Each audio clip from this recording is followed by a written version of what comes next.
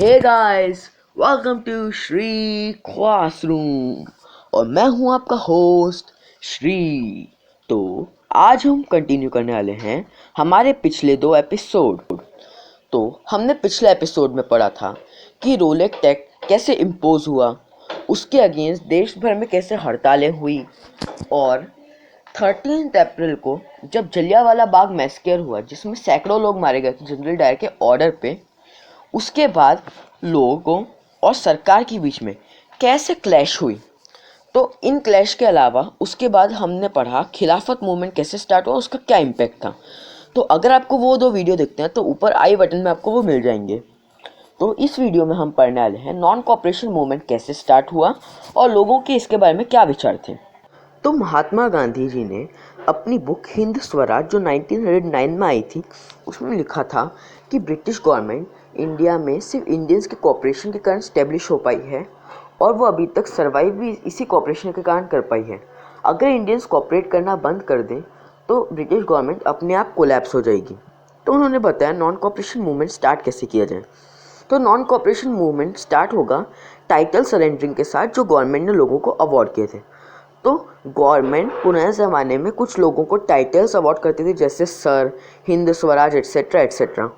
उसके बाद civil services को बाइकआउट करना था जैसे कि police, army, court, school, legislative council और फॉरेन गुड्स, इन सबको छोड़ देना था और इनका इस्तेमाल नहीं करना था। और अगर गवर्नमेंट ने इंडियंस के अगेंस्ट रिप्रेशन या फिर फोर्स का इस्तेमाल किया तो full civil disobedience movement launch हो जाएगा। तो इस मूवमेंट के सपोर्ट के लिए महात्मा गांधी और शौकत अली 1920 के समर में पूरे देश भर ट्रैवल किए और इस मूवमेंट के लिए उन्होंने सपोर्ट गेन किया। क्योंकि अगर लोगों का सपोर्ट रहेगा तो मूवमेंट बहुत ज़्यादा बड़ा हो पाएगा और स्वराज की मांग जल्दी पूरी हो पाएगी। तो जैसे कि हम जानते हैं कोई भी मूवमेंट जब शुरू होता है तो उसमें कुछ दिक्कतें होती है। ऐसी ही कुछ दिक्कतें नॉन कॉपरेशन मूवमेंट के साथ भी हुई। शुरुआत में कई सारे Congress leaders non cooperation movement start करने के प्रपोजल को लेकर चिंतित थे। वह काउंसिल इलेक्शन जो नवंबर 1920 में होने वाले थे उसे बायकॉट करने से हिचकिचा रहे थे।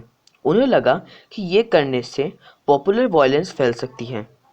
सितंबर 1920 से दिसंबर 1920 के बीच में कांग्रेस के अंदर अंतर विरोध था और एक समय ऐसा लगने लगा कि मूवमेंट के सपोर्टर्स और मूवमेंट के विरोधियों के बीच में कोई मीटिंग का पॉइंट नहीं था।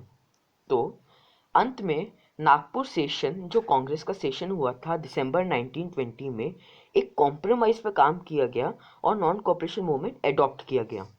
तो अब हम पढ़ेंगे कि नॉन कॉपरेशन मूवमेंट जो है वो शहरों में, गाँव में किस तरीके से फैला। तो नॉन कॉपरेशन मूवमेंट जनवरी 1921 में शुरू हुआ। शहरों में ये मूवमेंट मिडिल क्लास पार्टिसिपेशन द्वारा शुरू किया गया। हजारों स्टूडेंट्स ने इसके अंतर्गत गवर्नमेंट द्वारा चलाए गए स्कूल छोड़ दिए, टीचर्स और हेडमास्टर ने रिजाइन कर दिया और लॉयर्स ने अपनी लीगल प्रैक्टिसेस करना बंद कर दिया। काउंसिल इलेक्शन पूरे देश में बायकॉट कर दिए गए एक्सेप्ट मद्रास में, जहां पे जस्टिस पार्टी का मानना था कि इलेक्शन ही एकलौता वे है जिसके कारण वो ताकत पा पाएंगे जो पुराने ज़माने में सिर्फ ब्राह्मणों के पास हुआ करती थी। इस मूवमेंट का इकोनॉमिक लेवल पे भी बहुत ज़्यादा इन्फ्लुएंस था। फॉरेन गुड्स बायकॉट कर दिए गए, लिक्वेयर शॉप्स थी उन्हें बंद कर दिया गया, फॉरेन क्लॉथ्स थे वो बॉनफायर में जला दिए जाते थे। जो फॉरेन क्लॉथ्स का इंपोर्ट वैल्यू था, जो वैल्यू ब्रिटिश के पास जाता था फॉरेन क्लॉथ की, वो 102 करोड़ से 57 करोड़ तक पहुंच गया, जो अप्रॉक्सीमेटली 102 करोड़ का आधा होता है। इंडियन मर्चेंट्स थे, उन्होंने फॉरेन गुड्स ट्रेड करना बंद कर दिया और वह खादी को ट्रेड करना शुरू कर दिया जो एक भारतीय टेक्सटाइल था। इंडियन लोगों ने इसे फॉरेन क्लॉथ की जगह यूज़ करना शुरू किया था गांधी जी की कॉल पे। परंतु यह मूवमेंट टाउन में ग्रेजुअली स्लो हो गया। इसके मेनली 2 कारण थे।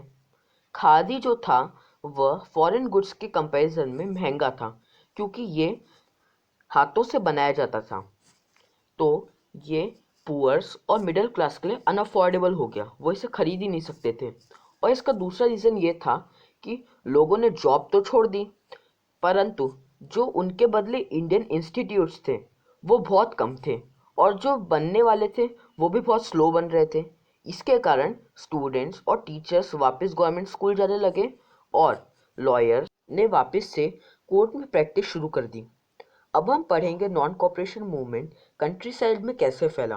तो non cooperation movement country side में शहरों से फैला, और इसे पीसेंट्स और ट्राइबल ने लीड किया था। तो अवध रीजन में पीसेंट्स को बाबा रामचंद्र ने लीड किया, जो पहले एक एंडेंजर्ड लेबर थे फिजी में। मूवमेंट तालुकदार और लैंडलॉर्ड्स के अगेंस्ट था, जो हाई रेंट और वैरायटी ऑफ अदर सीजेस की डिमांड करते थे। पीजेंट्स को बैगर करने पे फोर्स किया जाता था। बैगर का मतलब बिना किसी सैलरी दिए काम करवाना, और उन्हें अपने लैंडलॉर्ड के फील्ड्स पे विदाउट एनी पेमेंट के काम करना पड़ता था। टेनेंट्स के पास भी कोई भी सिक्योरिटी का टेन्योर नहीं था, और उन्हें रेगुलरली घरों से निकाल दिया जाता था, ताकि उन्हें लीज लैंड के ऊपर कोई भी राइट ना मिल पाए। पीजेंट्स चाहते थे कि रेवेन्यू का रिडक्शन हो, बैगर एबॉलिश किया जाए, और ऑप्रेसिव लैंडलॉर्ड्स को बाइकआउट किया जाए। कई सारी जगहों में नाई और धोबी ने इनके लिए काम करना बंद कर दिया। तो जून 1920 में जवाहरलाल नेहरू अवध के विलेजेस के आसपास जाने लगे। उन्होंने लोगों से उनकी दिक्कतों के बारे में पूछा। अक्टूबर 1920 में औध किसान सभा हेल्ड की गई। जवाहरलाल नेहरू, बाबा रामचंद्र और कई सारे लीडर्स की लीडरशिप के अंडर, और इसकी 300 ब्रांचेस उस रीजन के आसपास एक ही महीने में सेट की गई। जब नॉन कॉपरेशन मूवमेंट शुरू हुआ तो लोगों ने तालुकदार और लैंडलॉर्ड्स के घरों पर हमला करना शुरू कर दिया, बाजारों को लूटना शुरू कर दिया, और जो ग्रीन होर्ड्स थे उन पर कब्जा कर लिया। वह ये सब गांधी जी के नाम पर करते थे और कहते थे कि गांधी जी ने ये करने का आदेश दिया है, परंतु ये गलत था। तो आज के वीडियो में हम बस इतना ही पढ़ेंगे। हम अगले वीडियो में इसके आगे के दो कम्युनिटीज़ के बारे में पढ़ेंगे, उनकी क्या राय थी इस मूवमेंट में। अगर आपको मेरे वीडियो का कंटेंट पसंद आया और चैनल पसंद आया तो वीडियो को लाइक करें, चैनल को सब्सक्राइब करें और बेल आइकन ऑन करें, ताकि आपको मेरे वीडियोस की इन्फॉर्मेशन सबसे पहले मिल पाए। Thank you for watching.